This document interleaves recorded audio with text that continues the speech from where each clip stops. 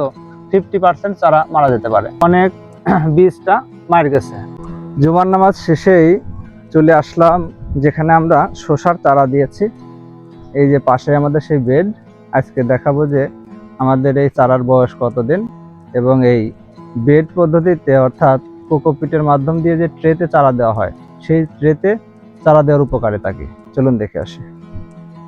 এখন চলে আসলাম আমাদের এই যে চারা তৈরি যে বেড, সেই বেডের মাঝে আপনাদের দেখাতে চাচ্ছি যে এই কোকোপিট এবং ট্রের মাধ্যমে চারা দিলে সেই চারা কত সুন্দরভাবে গ্রো আপ হয়।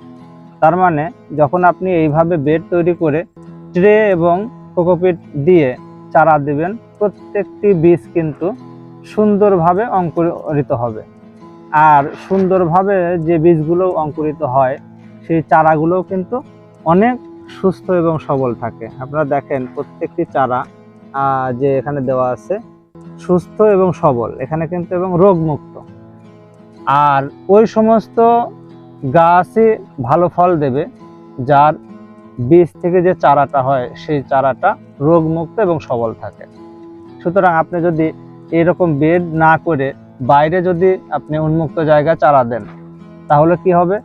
এখন তো প্রচুর বৃষ্টিপাত, আজকে শ্রাবণ মাসের 20 তারিখ, প্রতিদিন কম বেশি বৃষ্টি হচ্ছে। এই বৃষ্টিপাতের কারণে উন্মুক্ত অবস্থায় আপনি যদি চারা দেন হয়তো 50% চারা মারা যেতে পারে। তাহলে দেখা যাচ্ছে যে আপনি যে টার্গেট করে চারা দিচ্ছেন অর্ধেক চারা উঠলে আপনার ওই জমিতে কিন্তু ঠিকমতো রোপণ করতে পারবেন না। আর আপনি যদি ঠিক এরকম একটা বেড করেন, ট্রের মাধ্যমে এরকম চারা দিয়ে থাকেন, তাহলে আল্লাহর ইচ্ছায় বলা যায় যে প্রায় 90% চারা আপনার সুস্থ সবলভাবে অঙ্কুরিত হবে এবং এই সতেজ চারা যখন আপনি জমিতে রোপণ করবেন আপনার ঠিক রেজাল্টটাও অনুরূপভাবে ভালো আসবে। সুতরাং আমার পরামর্শ হলো আপনারা যারা এই সিজনে, যে কোনো সিজনে, আমরা যেহেতু বর্ষার সিজনে করছি, এই বর্ষার সিজন বাদ দিয়েও যখন আপনারা চারা উৎপাদন করবেন আপনারা এরকম বাড়ির পাশে, বাড়ির আঙিনায় ছোট্ট একটা পরিসরে বেড তৈরি করে নেবেন। দেখেন এই বেডের কিন্তু বেশি একটা খরচ নাই। এই যে এরকম কিছু বাঁশ, পরিত্যক্ত বাঁশই বলা যায়, চারপাশে বাঁশ দিয়ে একটু মাচা মতো তৈরি করে রাখবেন, যাতে প্রয়োজনের সময় বৃষ্টি যখন আসে বা অত্যাধিক যখন রোদ থাকে তখন আপনারা এরকম উপরে পলিথিন দিয়ে দিতে পারেন, যাতে অধিক রোদ, অধিক তাপমাত্রা থেকেও এই গাছটা বা মানে চারাগুলো সেফ থাকে এবং অধিক বৃষ্টিপাত থেকেও এই চারাগুলো সেফ থাকে এবং আপনারা এর মাধ্যমে নিশ্চিন্তে এবং নিরাপদে আপনার সেই স্বপ্নের প্রজেক্টের যে বীজটা, সেই বীজ থেকে যে চারাটা উৎপাদন করবেন সেটা অনেকটাই সহজতর হয়ে যাবে। এখন আর একটা গুরুত্বপূর্ণ বিষয় নিয়ে আলোচনা করব।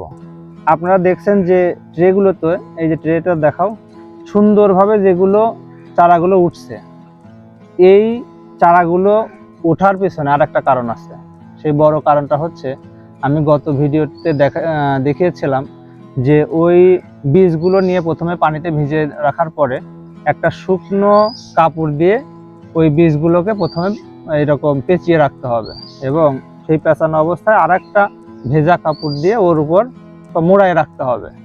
তাহলে কি হবে? তার যতটুকু দরকার, যতটুকু আর্দ্রতা দরকার ওই বীজ থেকে চারা প্রথম অঙ্কুরিত হওয়ার জন্য সেই রকম আর্দ্রতা কিন্তু ওখান থেকে পাবে। কিন্তু আপনি যদি সরাসরি ট্রেতে ওই বীজটা রোপণ করেন, ওই অল্প একটু অঙ্কুরিত না করে, তাহলে সমস্যাটা কোথায় হবে সেটা নিয়ে আলোচনা করছি। সমস্যাটা হবে আপনার এই বীজগুলো সঠিকভাবে জার্মিনেশন হবে না। আমি এখানে 2 থেকে 3টা ট্রেতে ওইরকম ট্রাই করেছিলাম যে শুকনো বীজগুলোই বপন করে দিয়েছিলাম। তার ফলশ্রুতিতে দেখেন এই যে একটা ট্রে এখানে দেখাও, এই ট্রেতে কিন্তু এইখানে অনেক বীজটা মার গেছে। এর কারণ হলো সঠিকভাবে কিন্তু আমরা আর্দ্রতা মেনটেন করে প্রথম অঙ্কুরিত করে নিয়েছিলাম না। এই যে এখানে একটু মার গেছে। তো এইটার কারণটাই হলো আমার আগের ভিডিওটিতে দেখিয়েছি যে প্রথমে ওই বীজগুলো নিয়ে এসে প্রথমে কি করতে হয়, কিভাবে ভেজাতে হয়, তারপরে কিভাবে কাপড় দিয়ে মুড়িয়ে রাখতে হয়।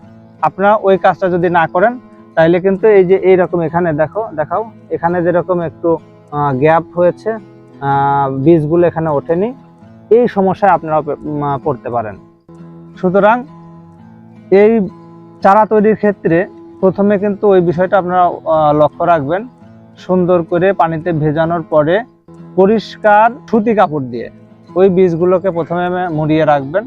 মুড়িয়ে রাখার পরে এর উপরে আর একটা ভেজা ন্যাকড়া দিয়ে বীজগুলোকে মোড়ালে 12 ঘন্টা মোড়ানো অবস্থায় রাখতে হবে। তারপরেই এই ট্রেতে এবং এই কোকোপিটে আপনারা চারা দিতে পারবেন।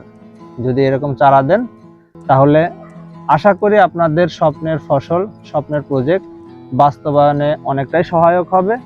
প্রায় 90 থেকে 95% বীজের জার্মিনেশন পাবেন, উৎকৃষ্ট মানের বীজ পাবেন, উৎকৃষ্ট মানের চারা পাবেন এবং উৎকৃষ্ট গাছ থেকে আপনাদের স্বপ্নের ফসলের বাস্তবায়নটা সঠিকভাবে সম্ভব হবে। তো সবাই সঠিকভাবে আপনাদের বীজগুলো সংরক্ষণ করেন, চারা উৎপাদন করেন এবং আপনার স্বপ্নের ফসল সফল হোক, এই প্রত্যাশায় আজকের মতো এখানে শেষ করছি। আল্লাহ হাফেজ, আসসালামু আলাইকুম।